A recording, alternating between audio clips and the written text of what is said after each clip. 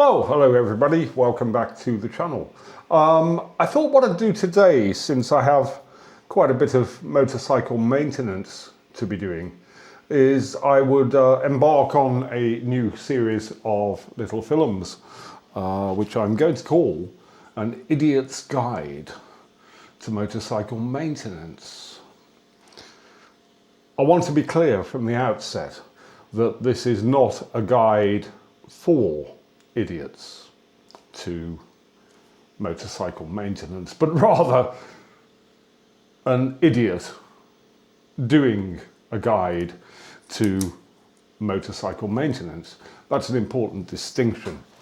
I am presented with a problem, as regular viewers will know, with my exhaust system on Mr. Suzuki, the GSX600F. We'll get into that in a moment. And so this is how an idiot, and I am an idiot when it comes to motorcycle maintenance, approaches the problem.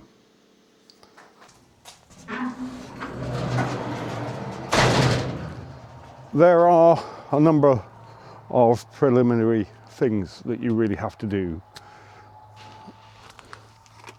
And the first one is to have somewhere to sit conveniently.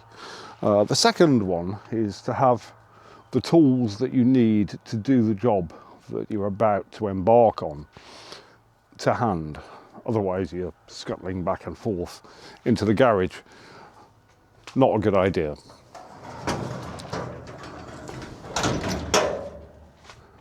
So I've already done that. I'm ready to go. Do I know what I'm doing? I do not.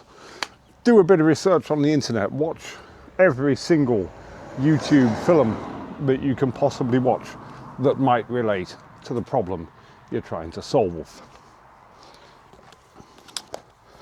Consult your workshop manual.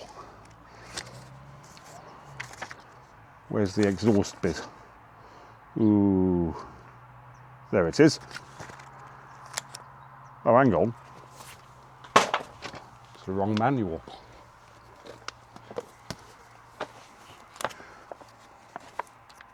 I earmarked the page earlier. Some of this is rehearsed. Most of it is not. I really don't know what to be doing here, but we'll work on it. So read the manual twice and know everything you could possibly know about the problem in hand. Okay, so there are a few more things you need before you start. And the first one is a nice cup of tea, because you're going to get to a point where you get stuck with the problem that you're trying to solve, and you might be wanting to sit back and have a nice cup. Hang on, I don't believe there's any such thing as a nice cup of tea. Ugh, it's horrible. Clearly what we need then is a nice cup of coffee. I do like coffee. On the other hand, if you don't like tea or coffee and you fancy a beer, then grab yourself a beer. However, if you're going to start drinking beer, it's probably best to leave the motorcycle maintenance until tomorrow, because you need a clear head when you're dealing with this kind of thing. So I'm just going to wait. Then you need your telephone close to hand, because if you really get it wrong and the motorcycle falls on top of you, you might need to call emergency services. You never know. Here's another thing that you need. You need a copy of this book. Everybody's seen it. Everybody knows about it. I've met 3 people in my entire existence who've actually read it. Yes, Zen and the Art of Motorcycle Maintenance. By the author's own admission, I shall quote, "What follows is based on actual occurrences, although much has been changed for rhetorical purposes. It must be regarded in its essence as fact." Contradiction. straight away. However, it should in no way be associated with that great body of factual information relating to orthodox Zen Buddhist practice. It's not very factual on motorcycles either. You will not learn how to do motorcycle maintenance from this book. What it does say a great deal about is the scientific method of inquiry when it comes to solving problems. And that's the kind of wisdom I need when it comes to something like this. So what's the problem here? Well, quite simply, the problem is the exhaust system. This will be my third attempt to reinstall it. As I mentioned in a previous film, I purchased new studs and the relevant nuts, and I should be able to fit the exhaust. It came off easily enough, but as is so often the case, it's not going back on quite so easily. How am I going to solve this? Well, I've had a few days to think about it and to work on it. As I say, this is my third attempt at getting it back on. What I need to do in the first instance, because what I've done has not worked, let me make that clear. The first time I tried to put it back on, the header pipe on this side, and there are four, because it's an inline four, wouldn't quite engage with the exhaust outlet. So I took it all apart and did it again, and then I had exactly the same problem, but on the other side. Clearly, I've gotten something wrong. What I want to do here is to work on a hypothesis that I've come up with, which is that it is the sheer weight of the exhaust system that is preventing me from getting all four header pipes to engage correctly at the same time. We'll see how this goes. I also find it very useful to have a little box to put your loose bits and pieces in.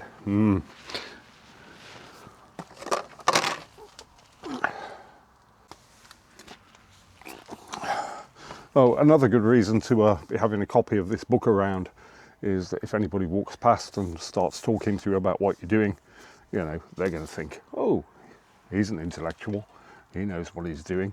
I don't, I've got no idea. Also important is to, when you're working on a motorcycle, don't care how clean you try to keep it, put on some latex gloves, unless of course you're allergic to latex, in which case put on some non-latex gloves. Because the last thing you want when you're trying to think about a motorcycle maintenance problem is having an allergic reaction to latex gloves. You don't want that. I'm going to get on with it.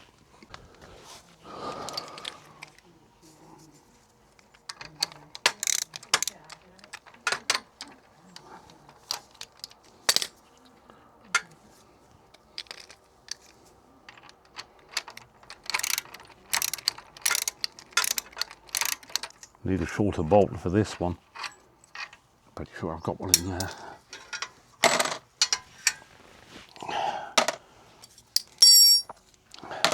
Bits in the box, then you know where they are.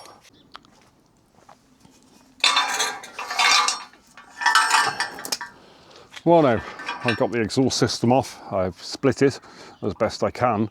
I can't take off the mid pipe because the mid pipe was welded to the header pipes to get it through the MOT, but I've taken that off, and that's a couple of kilograms that I don't have to deal with yet.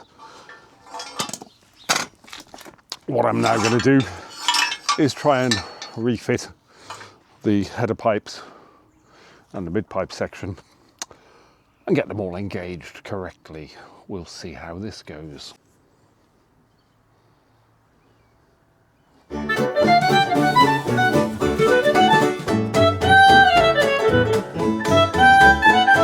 Have some soothing before I get into the next bit. So I'm changing my latex gloves because one of them had split, and doing motorcycle maintenance with split latex gloves is a bit like doing I don't know, manual evacuation on somebody who's constipated with split latex gloves. Your fingers will get shitty. There's a passage in this book where the author, Robert M. Pirsig, is riding across America with his son, Chris, on the back of his British motorcycle, which he has been maintaining since he bought it. He's riding with a couple of friends called John and Sylvia. John rides a BMW. It's never quite clear which model it is. But when John has a problem with his handlebars being a little bit loose, Pirsig suggests using a beer can as shim stock to sort out the handlebar problem. John is horrified by the idea of using a bit of beer can, even though Pirsig explains to him that it is the perfect bit of metal for the job. It's aluminium. It oxidizes so quickly that it will not rust, and John is just not having it. It's an interesting passage in the book, but what I do think is that Pirsig would approve of this. Now, this is the jack from the van. It has a little kind of nodule thing to go into another piece of metal, which isn't suitable for this job. This book, on the other hand, is absolutely perfect. I have no problem. I don't think the author would either. In fact, I think he'd be quite delighted. So there's no reason not to be comfortable when you're doing these things. I can kind of see what the problem is here, and it's about angles. Now, Pirsig, in his book, talks about the importance of identifying accurately what the problem is. The problem is quite straightforward. I can't get all four header pipes in position at the same time. So that's what the problem is. He then says that what you need is to develop a hypothesis. Well, I have. And having tried and tried and tried and gone through all kinds of bodily and mechanical contortions, I cannot solve this problem. My next hypothesis is that I need two pairs of hands, because I think what the problem is that the bolt that is securing the exhaust system halfway down the bike is preventing me from getting these header pipes engaged. And I think that a second pair of hands manoeuvring the angle of the mid pipe will allow me to get these damn things connected properly. Yeah, we'll see. That's my hypothesis. What I now need to do is to experiment with it. We'll see how it goes. Well, it would appear that I've had a breakthrough after much contortion and much dicking around. I appear to have got all four header pipes engaged properly. Now I've got to tighten up the nuts to 23 Newton meters. We're not out of the forest yet. Well, that was all quite exhausting, but I've just had what I see at the moment as a major breakthrough. Not quite home and dry, but we are vigorously toweling ourselves off. I might even play that guitar later.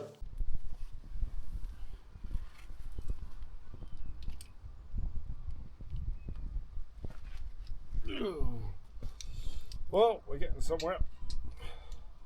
Physics, my friends, can be a bastard.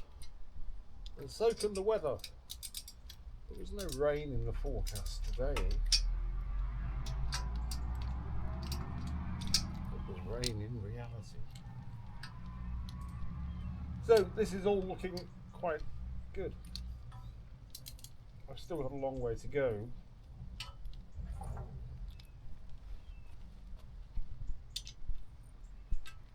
But I do love that click of a ratchet. So, hypothesis,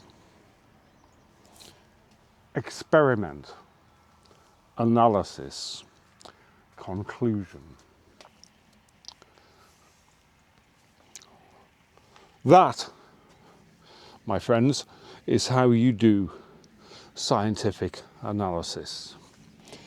Moment of truth.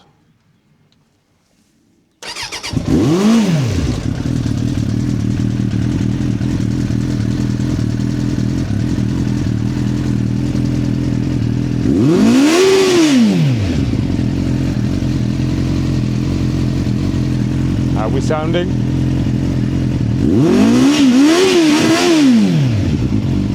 We're sounding good. I'm gonna have a little dance.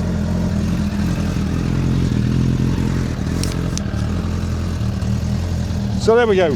You can start with no knowledge to speak of. And with the scientific method, you can fix any problem. Now let's start from there, having proven my point, with sorting society out. Hey, what do you think? Now, of course, I've still got quite a lot to do. I've got to put the fairings back on. So yeah, in about an hour, this motorcycle will be ready to go. But I still have the brakes to bleed as well. But I'll do that in the morning. In about an hour's time, I'm going to be sitting down and having a beer.